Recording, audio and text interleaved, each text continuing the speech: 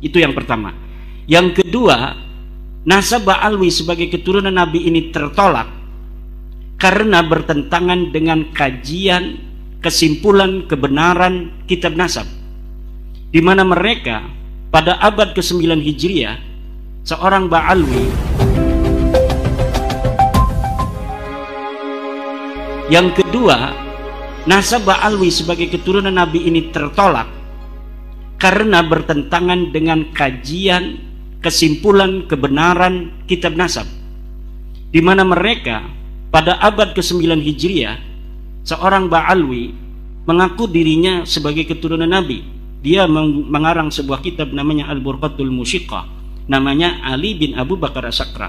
Menulis dalam kitabnya, dia adalah Ali bin Abu Bakar bin Abdurrahman bin Muhammad Maula Dawilah bin Alwi bin Ali Sahibud Darak bin Alwi Al-Ghayyur bin Faqih Muqaddam bin Muhammad Sahib Birbat bin Ali Qali Qasam bin Alwi bin Muhammad bin Alwi bin Ubaid, katanya bin Ahmad bin Isa. Ini Ahmad bin Isa betul-betul keturunan Nabi besar Muhammad SAW.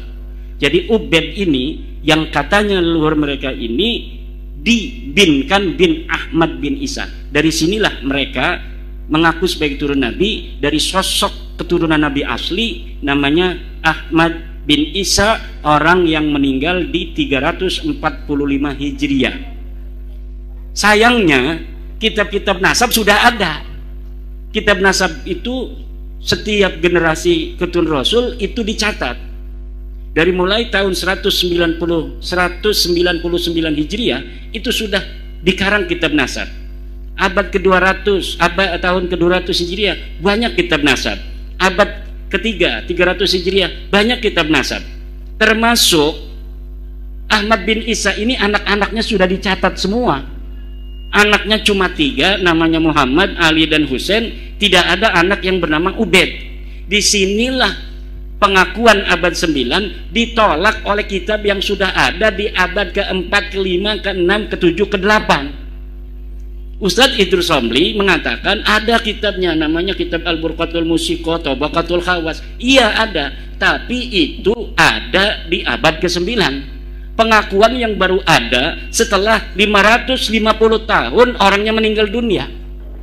Kalau pengakuan sebagai turunan Nabi dari nama Ahmad bin Isa yang katanya namanya Ubaid, sedangkan kitab nasab yang ada pada zaman Ahmad bin Isa atau yang mendekatinya menolak, maka berita ini adalah ma khalafal haqqa, berita yang tidak sesuai dengan kebenaran, fahada yuraddu, maka ini harus ditolak. Yang ketiga, nasab Ba'alwi ini bertentangan dengan kesimpulan kebenaran kajian kitab sejarah. Kitab-kitab sejarah banyak ditulis.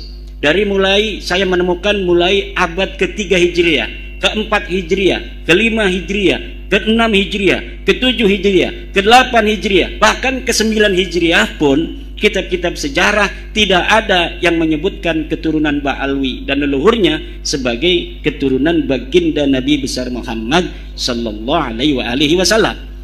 Jangankan disebut sebagai seorang keturunan Nabi, bahkan sosoknya saja tidak ada yang menulis. Mereka mengaku Ubaid ini mujtahid mutlak, ulama besar. Dia wafat 383 Hijriah. Tetapi kitab-kitab biografi ulama, kitab-kitab sejarah yang ada pada masa Ubaid ini sama sekali tidak menyebutkan sosok Ubaid ini pernah ada di Yaman. Maka saya menyebutnya dia ahistoris atau fiktif, orang-orang yang diadakan sosoknya, sejarahnya ditulis sedemikian rupa padahal orangnya ora ono.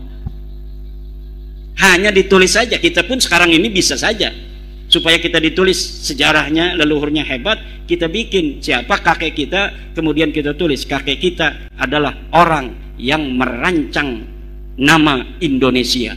Sebelumnya nama Indonesia tidak ada, yang merancang itu kakek saya. Iya, sekarang orang nggak ada yang mau percaya, tapi 300 tahun lagi itu kitab itu kalau ditemukan orang akan jadi manuskrip. Apalagi kalau berita yang sama belum ada ditulis karena tidak ada yang mau ngaku-ngaku seperti kita, maka masa depan itu akan milik kita yang mau menulis hari ini dengan tulisan tentang leluhur kita. Padahal yang berjuang adalah Pak Karno, yang berjuang Muhammad Hatta, yang berjuang adalah Syahrir. Tapi nama Soekarno, nama Hatta, nama Syahrir bisa hilang dalam sejarah kalau hari ini tidak ditulis sejarahnya bahwa dia yang membaca proklamasi, bahwa dialah yang mengusahakan ber-Indonesia. Tapi ada orang yang hari ini mau menulis, maka 100 tahun kebetulan yang ditemukan adalah bukunya dia, maka nama Soekarno, Hatta, Syahrir dan lain sebagainya akan hilang dari sejarah. Mohon maaf Kiai, berarti titik persoalannya adalah dari Sayyid Ahmad bin Isa sampai kepada Rasulullah Sahih. Ya. Itu sesuai dengan kaidah kitab nasab. Kemudian jadi pertanyaan kawan-kawan, apakah kitab nasab itu harus sesuai seperti halnya kaidah dalam mustalah hadis? Karena ada beberapa ustadz ataupun kawan-kawan yang tetap membantah kalau sudah masyhur di kalangan orang menyatakan bahwa si fulan adalah anaknya fulan, itu kamu nggak boleh membantah gitu. Innan nasaba mimma yasbutu bitasamu'i illa ayyasbuta ma yukhalifu. Ini adalah ucapan Ibnu Hajar Al-Asqalani dalam kitab Al-Jawabul Jalil, bahwa nasab itu boleh sahih dengan hanya mendengar, illa kecuali ayas butama yukhalifuh, telah ada yang menentangnya. Misal orang yang ada di Karanganyar taunya bahwa Samlawi anaknya Sajiman, padahal ini anak angkat. Nggak ada yang tahu bahwa dia ini Samlawi ini anak angkatnya Sajiman, karena dia datang dari Jakarta 18 tahun di Jakarta, pulang-pulang bawa anak namanya Samlawi, Pak Sajiman ini. Pak Sajiman mengaku Samlawi anaknya. Tentu orang sini akan mengenal Samlawi ini sebagai Sajiman. Itulah dikenal, itu namanya syuhrah wal istifadah, masyhur. Tapi kalau tiba-tiba datang tetangganya dari Jakarta ke Karanganyar mengatakan, "Kiukit, sebenarnya ini Sajiman bukan anaknya Samlawi." Ya, Samlawi bukan anaknya Sajiman, dia anak angkat, anak tetangganya yang meninggal dunia di rumah sakit, kemudian dijadikan anak angkat oleh Pak Sajiman. Maka syuhrah istifadah di Karanganyar itu tertolak oleh kesaksian berdasarkan bukti-bukti yang ada. Begitu. Oke, jadi dari Sayyid Ahmad bin Isa ke Rasulullah sahih. Dari Abdullah atau Ubaid atau nama yang lain ke bawah tidak sahih. Ini punya saya. Ya, monggo tadi sudah disiapkan. Ada beberapa kawan ustadz daerah sini yang dia berpikir begini, itu kan zaman dulu nggak ada akte, nggak ada catatan sipil, tidak ada akte dan tidak ada dukcapil, tapi sudah ada penulis kitab nasab. Mungkinkah orang terkenal zaman itu anaknya tidak dicatat semua? Karena tidak mungkin. Tidak mungkin. Kenapa saya mengatakan tidak mungkin? Karena di abad ke-6 kitab As-Sajaratul Mubarakah telah menyatakan tidak ada lagi. Fa Ahmad bin Isa al-Abah fa'aqibuhu min salasati banin, Muhammad, Ali wa Husain. Itu cara ulama mengibarahkan dengan jumlatun ismiyatun, itu adalah tadullu alal hasri. Jadi ulama nasab telah mempunyai sebuah metodologi apabila dia mengibaratkannya itu dengan jumlatun ismiyatun, hadhihi tadullu alal hasri, bimakna annal aulada lahu munhasirun fi tilkal adad, fi dalikal adad, bahwa anaknya cuma yang diberikan itu saja, berapa? 3. Tidak mungkin ada lagi karena sudah dihasr oleh kitab As-Sajrah Al-Mubarakah yang dikarang tahun 597 Hijriyah. Siapa pengarangnya? Imam Ahli Sunnah wal Jamaah, namanya Imam Fakhruddin Ar-Razi, yang juga mengarang kitab Mafatihul Ghaib. Dari itu istilahnya terjadi ijma di antara ulama pakar nasab gitu. Tidak perlu ijma. Nasab itu bukanlah seperti fikih. Oh gitu ya. Sekarang ada enggak nama Ubaid disebutkan oleh kitab lain? Tidak ada sama sekali. Yang nyerempet misalnya? Enggak ada. Dari mulai abad keempat, kitab Siri Silsilatil Alawiyah, nama Ubaid tidak disebutkan. Dari kitab abad kelima Takhdibul Ansar karya Al-Ubaidili, kitab Muntaqilatul Talibiyah karya Ibu Toba Al-Mazdi karya Al-Umari tidak menyebutkan. Kitab abad ke-6 As-Sajal Mubarakah, kitab abad ke-7 Al-Asili, kitab abad 8 Sabatul Muson dan lain sebagainya, sama sekali. Bahkan di abad 9 sendiri Ibnu Inabah dalam kitabnya adalah itu kitab Ibnu Inabah, itu abad 9 sendiri Ibnu Inabah tidak menyebutkan Ubaid sebagai anak Ahmad bin Isa. Maka ketika ada berita di abad selanjutnya yang menyebutkan Ahmad ini punya anak Ubaid, hada maudhu'un mukhtalaqun, dibikin-bikin. Dan saya sudah menemukan bagaimana kronologis dari mereka cara membikin-bikinnya itu. Silakan baca dalam PDF yang saya sudah bagikan, membongkar skandal ilmiah nasab Ba'alwi. Itu bagaimana sebenarnya Ubaid ini Ubaid ini anaknya Isa.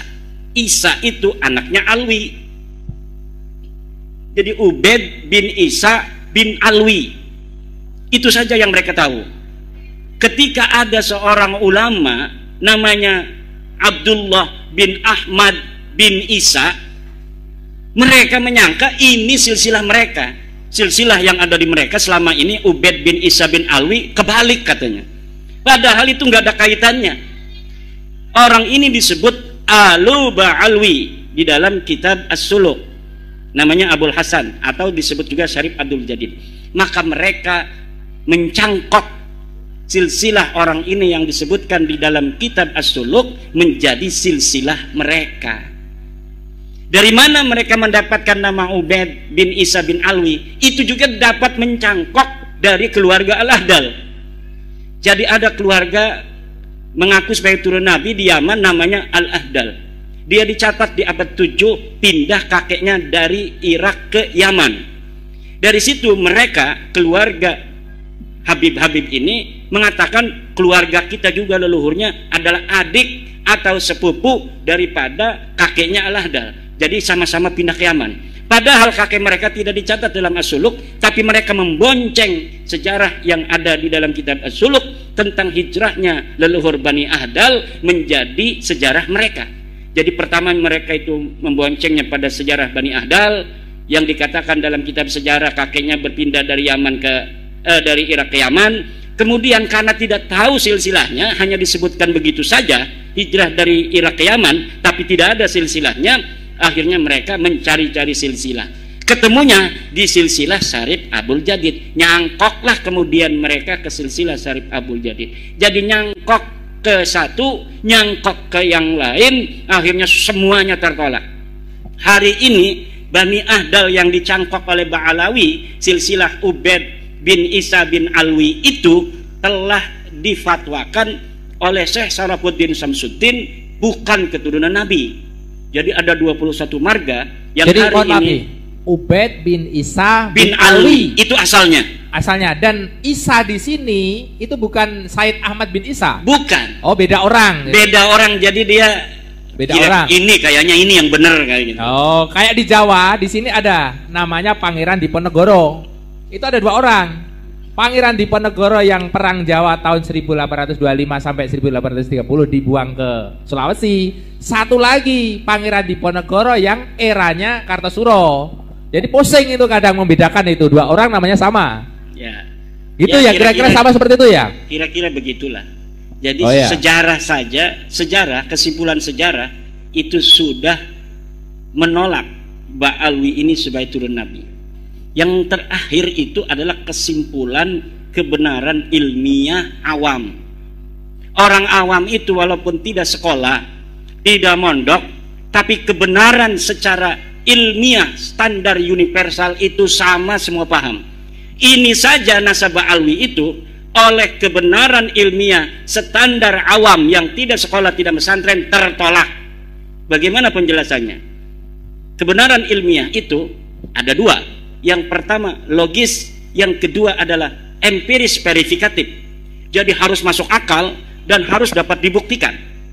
orang desa yang tidak sekolah, kalau dia punya tetangga, saya punya tangga Ki Ukit punya anaknya 3, kemudian ada orang ceramah Ki Ukit punya anak 4, pasti saya orang awam ini mengatakan orang itu salah.